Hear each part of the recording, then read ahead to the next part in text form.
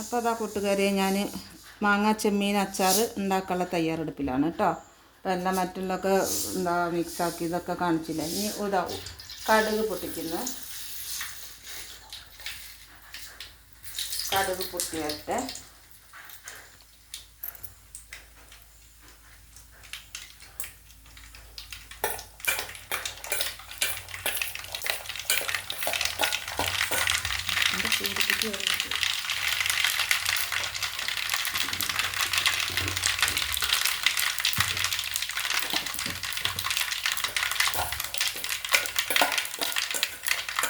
കടുക് പൊട്ടിയതിന് ശേഷം അതിലേക്ക് വെളുത്തുള്ളി, ഇഞ്ചി, പച്ചമുളക് എന്നിവ ചേർക്കുന്നു. ഇതൊന്ന് വാടി വന്നാൽ അതിലേക്ക് നമ്മൾ കുറച്ച് കറിവേപ്പിലിടാം. ഒരുപാട് സമയത്ത് മൊരിച്ചെടുക്കേണ്ട ആവശ്യമില്ല കേട്ടോ. അത് കാരണം ഇത് വാടി വരുമ്പോഴാണ് അതിൻ്റെ ടേസ്റ്റ്. നന്നായിട്ട് മൊരിഞ്ഞ് കഴിഞ്ഞാൽ ടേസ്റ്റ് മാറിപ്പോവും.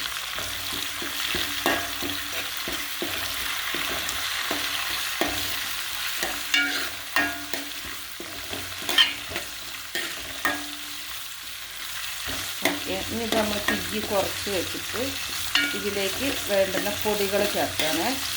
അപ്പോൾ ഇത് ഇഞ്ചി, പച്ചമുളക്, വെളുത്തുള്ളി, കറിവേപ്പില ഇതെല്ലാം കൂടി ഇപ്പോൾ ഒന്ന് വാടിയിട്ടുണ്ട്. ഒരുപാട് സമയം വാട്ടി എടുക്കേണ്ട യാതൊരു ആവശ്യം വരുന്നില്ല. ചില ആളുകളൊക്കെ അച്ചാർ ഉണ്ടാക്കുമ്പോൾ ഞാൻ കണ്ടിട്ട് നന്നായിട്ട് മൂപ്പിച്ചെടുക്കുന്നു. അതിൻ്റെ ആവശ്യം വരുന്നില്ല. അപ്പോൾ ടേസ്റ്റ് നമ്മൾ അച്ചാറിൻ്റെ ടേസ്റ്റ് തന്നെ മാറിപ്പോവും. ഇനി ചെയ്യേണ്ടത് ഇതിലേക്ക് വേണ്ട പൊടികൾ ചേർക്കുക. തീ കുറച്ച് വെച്ചിട്ട് ഇത് മുളക് പൊടിയാണ് ഞാനിപ്പോൾ ചേർക്കുന്നത്. 2 ടേബിൾ സ്പൂൺ മുളക് പൊടി ഇട്ടിട്ടുണ്ട്. അതിൻ്റെ കൂടെ തന്നെ ഉലുവ, കടുക് വറുത്ത് പൊടിച്ചതാണ് 1 ടേബിൾ സ്പൂൺ ഉണ്ട്.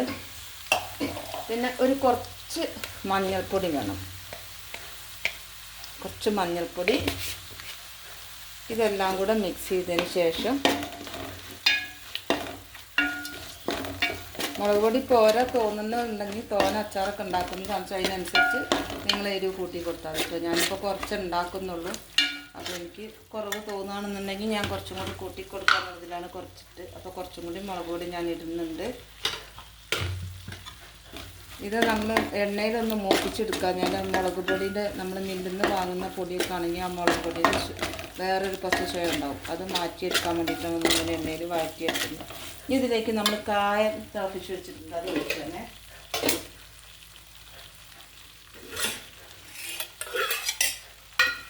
ഇതുണ്ടോ, ഇത് കായം തിളപ്പിച്ച് വെച്ചാൽ കട്ടക്കായം തിളപ്പിച്ച് ഗ്രേവിയാക്കി വെച്ചതാണ്.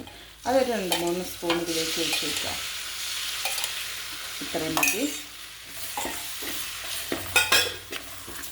ഇനി അതിൻ്റെ കൂടെ നമ്മൾ സുർക്ക ഒഴിക്കാം. സുർക്ക പുളിക്ക് ആവശ്യമുള്ള സുർക്ക ഒഴിക്കാം കേട്ടോ. ചില മാങ്ങ തീരപ്പോൾ കിട്ടുന്ന മാങ്ങയൊന്നും തീരെ പൊടിയില്ല, മധുരമാണല്ലോ വരുന്നത് ആ ശേലമാങ്ങ. അപ്പോൾ അതിലേക്ക് പുളിക്ക് വേണ്ടിയിട്ട് നമ്മൾ കുറച്ചധികം സുർക്ക ഒഴിച്ചു കൊടുക്കണം.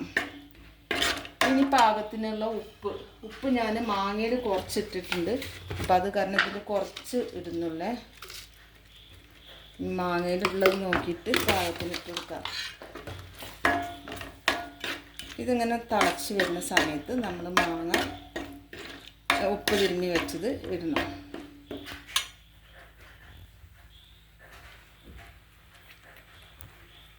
ഞാനിത് അതിലേക്ക് മാങ്ങ ചേർക്കാൻ പോവാണ്. മാങ്ങ ഒന്ന് ചൂടായി കഴിഞ്ഞിട്ട് നമ്മൾ ചെമ്മീൻ പൊടി ഇടുന്നത്.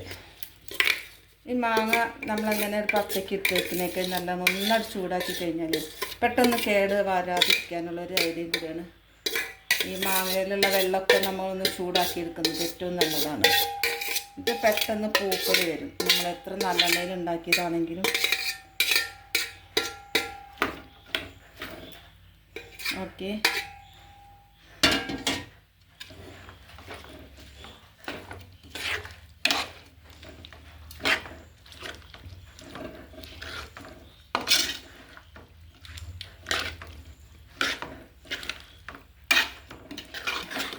അപ്പോൾ ഇത് മാങ്ങ മസാലയിൽ നന്നായിട്ട് മിക്സ് ചെയ്തിട്ടുണ്ട് കേട്ടോ. ഇതൊന്നിട്ട് ചൂടായി വന്നാൽ നമുക്കിതിലേക്ക് ചെമ്മീൻ പൊടി ചേർത്ത് കൊടുക്കാം. ചെമ്മീൻ കഴുകി വറുത്ത് ക്രഷ് ചെയ്തതാണ്. ഒന്നായിട്ട് തവിടായിട്ട് പൊടിച്ചെടുത്തിട്ടില്ല. ഒന്ന് മാങ്ങൻ്റെ കൂടെ ഇങ്ങനെ കടിക്കാൻ കിട്ടുന്ന രീതിയിൽ ഒക്കെ ഒന്ന് ക്രഷ് ചെയ്തിട്ടുള്ളേ. അപ്പോൾ അത് മാങ്ങ ഒക്കെ ഒന്ന് ചൂടായി വന്നിട്ടുണ്ട്. ഇനി നമുക്ക് ഇതിലേക്ക് ചെമ്മീൻ പൊടി ചേർക്കാം. ഇതിൻ്റെ കൂടെ നമുക്ക് എണ്ണൻ്റെ കുറവ് എന്തെങ്കിലും തോന്നുകയാണെങ്കിൽ ഈ സമയത്ത് ചേർത്തി കൊടുക്കണം കേട്ടോ. അല്ലെങ്കിൽ അച്ചാറിന് പൂപ്പൽ വരാൻ സാധ്യത ഉള്ളത് കാരണമാണ് എണ്ണ ചൂടാക്കണം. അപ്പം ഞാൻ കുറച്ചും കൂടി എണ്ണ ഒഴിക്കുന്നുണ്ട്. എനിക്കിതിൽ എണ്ണ കുറവായി തോന്നുന്നുണ്ട്. ഈ ചെമ്മീൻ പൊടിയൊക്കെ ഇടുന്ന സമയത്ത് ഇത് ചിലപ്പോൾ തീരെ എണ്ണമയം കാണില്ല. അപ്പം അതിന് വേണ്ടിയിട്ട് നല്ലെണ്ണ നന്നായിട്ട് ഉപയോഗിച്ചെങ്കിലാണ് അച്ചാർ കേടുവരാതിരിക്കുള്ളൂ. ഇനി ഞാൻ ചെമ്മീൻ പൊടി ചേർക്കാൻ പോവുകയാണേ. അതിന് ഉപ്പുണ്ട്, കുറച്ച് പുളീൻ്റെ കുറവുണ്ട്. അപ്പോൾ ഇപ്പം തന്നെ സുർക്ക കുറച്ചും കൂടി ഒഴിച്ച് കൊടുക്കുക. ഇത്രയും മതി. അല്ലെങ്കിൽ ചെമ്മീൻ പൊടി ഇടുന്ന സമയത്ത് തീരെ പുളി ഉണ്ടാവില്ല. ഞാനുണ്ടാക്കി കൊടുക്കുന്ന അച്ചാറിലൊക്കെ പുളി കുറവാണെന്നാണ് എല്ലാവരും പറയുന്നത്. ഞാൻ സുർക്ക വല്ലാതെ കൂട്ടാറില്ല. അപ്പോൾ എല്ലാവർക്കും പുളി കുറച്ചും കൂടി കൂട്ടാമെന്നുള്ളൊരു അഭിപ്രായമുണ്ട്. അപ്പോൾ അത് കാരണം ഞാൻ ഇന്നുണ്ടാക്കുന്ന അച്ചാറിൽ കുറച്ചധികം സുർക്ക ഒഴിച്ചെടുത്തിട്ടുണ്ട്. മാങ്ങ പുളി ഇല്ലാത്തത് കാരണം ഭയങ്കര ഒരു മധുരിപ്പ വരിക. അപ്പോൾ എരിവും പുളിയും ഒക്കെ ഉണ്ട്.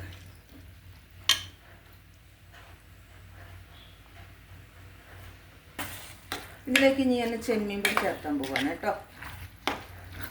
ഇതെനിക്ക് ഒരു 8-10 ബോട്ടിലാക്കാളുണ്ടാവും. ഒരു 250 ഗ്രാമിൻ്റെ ബോട്ടിലേക്കാണ് ഞാൻ ചെയ്യുന്നത്. അപ്പോൾ ഒരു ഏറ്റവും അധികം 8 ബോട്ടിലെങ്കിലും ഉണ്ടാവും എനിക്ക്.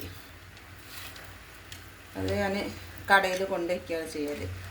ഇവിടെ അയൽവാസികളൊക്കെ ചിലപ്പോൾ എൻ്റെ അടുത്ത് വാങ്ങാറുണ്ട്.